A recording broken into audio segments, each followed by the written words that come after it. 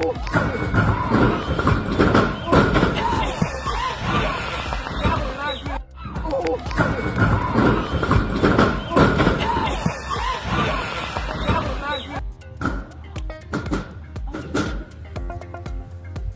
right, buddy, it's okay. Just get up and we'll deal with it.